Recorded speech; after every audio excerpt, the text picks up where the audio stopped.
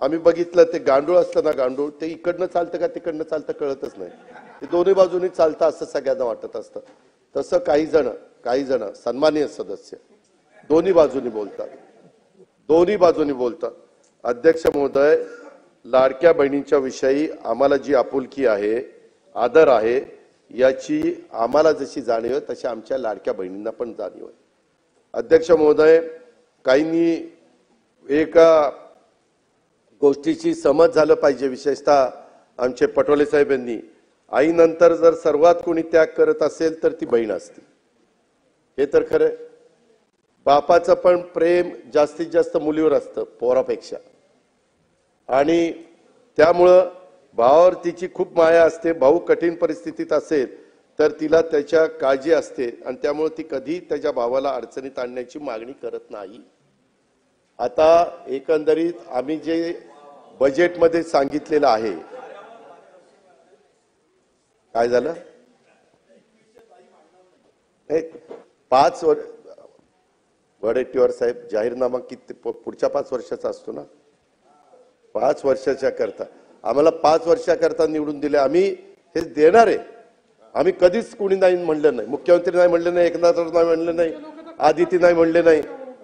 तुम्ही तर कोर्टात गेला होता, काहीतरी म्हणले ते बंद करा. काही जण म्हणले चुनावी जुमला आहे. चुनावी जुमला असताना काल होळीला 3000 रुपये दिले, ही गोष्ट लक्षात ठेवा. आणि मी सभागृहाला एक गोष्ट सांगू इच्छितो की एकंदरीत ही योजना आणत असताना अध्यक्ष महोदय 2 GR आहेत. पहिला GR निघाला होता, नंतर आम्ही ते 60चं 65 केलं आणि दुसरा GR काढला.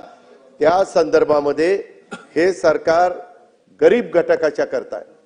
अध्यक्ष महोदय, जी खुरपणीला जाणारी माझी महिला आहे, जी झाडू पोतना करणारी आहे, जी धुणं भांडी करणारी आहे, जी झोपडपट्टीमध्ये राहणारी आहे, जी दिवसभर काही भाजीपाला विकत घेऊन विकते आणि नंतर तिचं कुटुंब चालतं किंवा चूल पेटते, अशांच्या करता ही योजना आहे. त्या संदर्भामध्ये आमच्या घाई गडबडीत काही भगिनी ज्यांची आर्थिक परिस्थिती चांगली आहे, अशा काही लिस्ट मध्ये आल्या. आम्ही त्यांना विनंती केलेली, मागे पंतप्रधानांनी पण ज्यांची परिस्थिती चांगली आहे त्यांनी उजाला गॅसचा फायदा घेऊ नये अशा पद्धतीने केलं. लाखो लोकांनी गॅस म्हणजे त्याचा फायदा घेतला नाही. अध्यक्ष महोदय, त्या प्रकारे कधी काही ठिकाणी थोडंसं झालेलं आहे. त्यामध्ये दिलेले पैसे कुणालाही परत घ्यायचे नाहीत. आम्ही कुठल्याही महिलेचे पैसे, भगिनीचे पैसे परत घेणार नाही. ही योजना चालू ठेवणार आहे. या योजनेला जो निधी लागणार आहे तो त्या ठिकाणी देणार आहे. परंतु ही योजना गरीब घटकातल्या महिलांच्या करता आहे.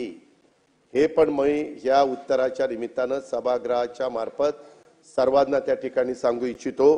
कधी योजना येते, परंतु त्याच्यामध्ये काही गोष्ट लक्षात आल्यानंतर काही आपण दुरुस्ती करतो. आम्ही दुरुस्त करणार आहे, त्याच्यामध्ये बंद करणार नाही. त्याच्यात कुठेही गरीब महिलांच्यावर अन्याय करणार नाही. ज्याला गरज आहे त्यांना 100% आम्ही देणारच. त्याबद्दल तसोबर पण आम्ही कमी त्या ठिकाणी पडणार नाही.